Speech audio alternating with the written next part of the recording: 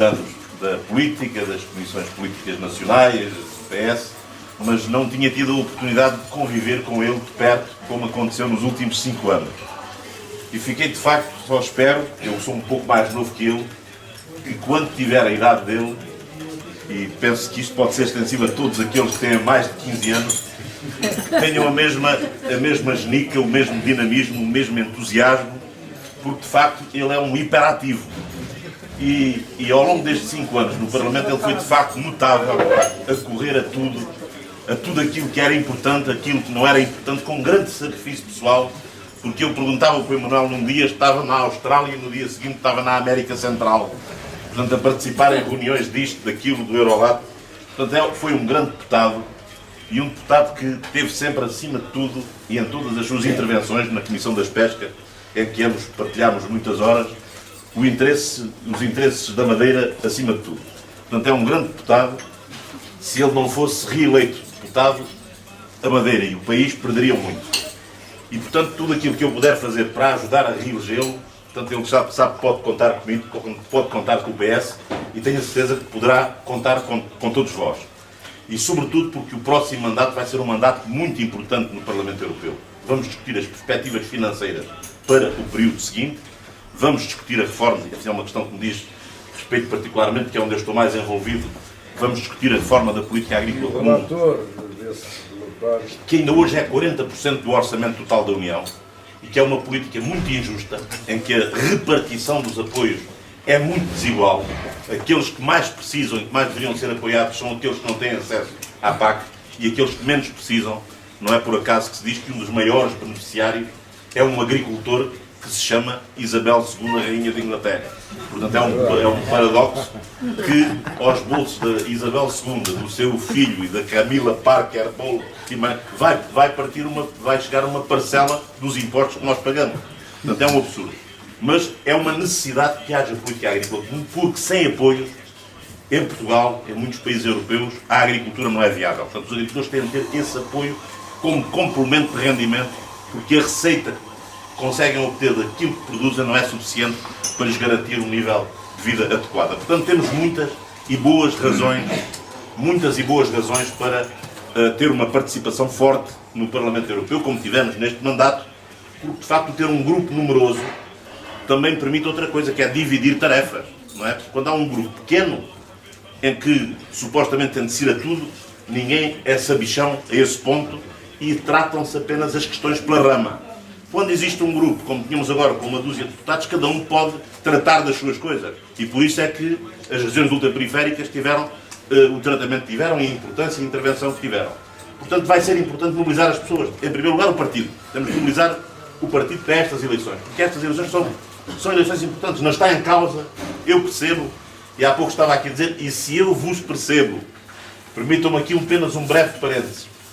Eu tenho muito apreço pelos socialistas da Madeira, desde há muitos anos, porque a luta que vocês aqui travam de há muitos anos é muito parecida com a luta que eu travei.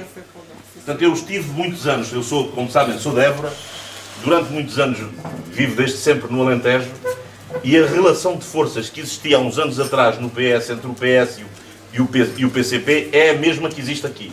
E garanto-vos que os comunistas no poder não são nada melhor do que o PSD no poder. Eu que o diga, desde ameaças de bomba, desde a casa pintada, a dizer aqui, eu era do Partido Socialista e todos os dias acordava com a casa pintada a dizer aqui mora um reacionário.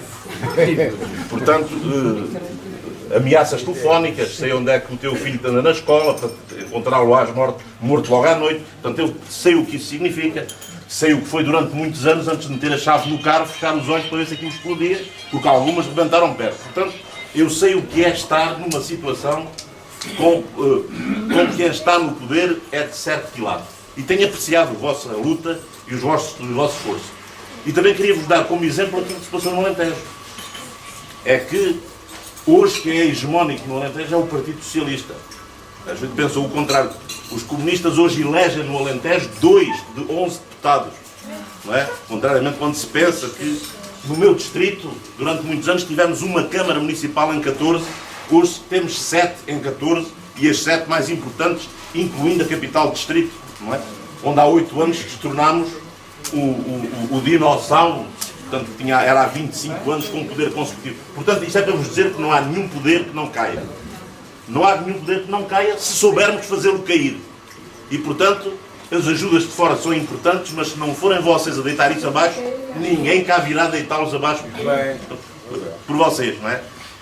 E esta luta para o Parlamento Europeu é indissociável dessa outra luta. Portanto, um bom resultado para o Parlamento Europeu é um bom caminho para aquilo que vem a seguir. Portanto, meus amigos, é muito difícil mobilizar as pessoas numas eleições que eles pensam que não é importantes, mas que são muito importantes porque 80% da legislação que a gente tem hoje em Portugal tem origem europeia. E cada vez mais. Este Parlamento Europeu vai ter poderes como nenhum outro teve antes, se o Tratado de Lisboa entrar em vigor como todos esperamos. Como sabem, falta apenas o referendo na Irlanda e esta crise económica fez os irlandeses mudar de opinião. Porque os irlandeses perceberam que fora da União Europeia estavam neste momento, porventura, como está a Islândia, na bancarrota, com a moeda desvalorizada a 50%, e a opinião pública e as sondagens na Irlanda apontam que haverá uma vitória do sim, e se assim for, o Parlamento, e sobretudo nestas questões da agricultura e das pescas, passa a ter plenos poderes de decisão, quando hoje só tem algumas matérias. Eu sei que explicar isto às pessoas é muito difícil, não é? É muito difícil porque a Europa parece muito distante, o Parlamento Europeu parece uma coisa que não decide grandes coisas para nós, mas, enfim, como militantes partidários, temos também o dever de ajudar a esclarecer as pessoas. E, portanto, quero dizer-vos que é uma grande honra e um grande prazer para mim estar hoje aqui, por todas as razões e por esta, que é muito afetiva com o Emanuel. Seria uma grande tristeza para mim e para todos nós se ele não fosse eleito, mas se nós metemos 12 em 24, não temos nenhuma razão para não aspirar a meter 11 em 22. E, portanto, eu tenho a certeza que com o empenho de todos e com o bom senso das pessoas, porque eu penso que as pessoas também perceberam que, apesar da crise que vivemos, das dificuldades, até de alguns erros da governação, todos percebem que não há alternativa em Portugal. E todos sabem que o mau resultado do PS nestas legislativas é uma porta aberta para a instabilidade política, e numa situação como esta ninguém quer viver num país instável. Portanto, meus amigos, os cidadãos são mais esclarecidos do que às vezes nós, os políticos, pensamos. Eles sabem fazer a sua apreciação e isso nunca depende. Às vezes é uma ilusão que nós temos também, que isso depende do número de cartazes. As pessoas também não é o número de cartazes, porque se assim fosse, lá na minha zona, os comunistas também ganhavam sempre. Portanto, não é isso que está em causa. O que está é a sensatez, é a nossa convicção, a nossa seriedade, a nossa capacidade de luta, e vocês há muitos anos que demonstram que têm capacidade para enfrentar uma situação muito adversa. Portanto, quem passou o que os socialistas madeirenses passaram está preparado para passar tudo o que possa vir aí no futuro. E um dia estou certo que poderão ter aqui a alegria que eu tive em 2001, quando invertemos completamente a situação na minha região, que parecia uma fortaleza inexpugnável e que se constatou que não há fortalezas inexpugnáveis em lado nenhum, como aliás a história nos demonstrou com a queda do Muro de Berlim e com a situação que vivemos agora. A toda poderosa América foi quase obrigada a cair de joelhos para repensar também o seu futuro, e tiveram também a imaginação e a capacidade de dar a volta, e aquilo que se passou na América é hoje também um farol para todos nós, que demonstra quando os cidadãos percebem que algo está em perigo, sabem apostar na mudança. E, portanto, é isso, esse caminho e esse exemplo que temos de seguir, e espero que possamos segui-lo aqui a muito curto prazo na Madeira também. Portanto, até ao dia 7 façam tudo o que estiver ao vosso alcance para mobilizar os socialistas em primeiro lugar e todos os outros logo a seguir. Muito obrigado e contem comigo.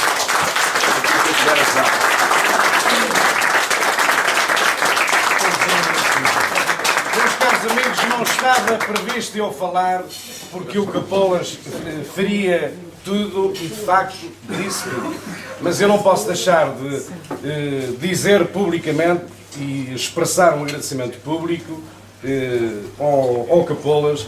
Aquilo que ele diz, isto não foi um teatro para vos vender nada, é a sinceridade. Eu sou um amigo do Capolas e o Capolas é um amigo há mais de 20 anos.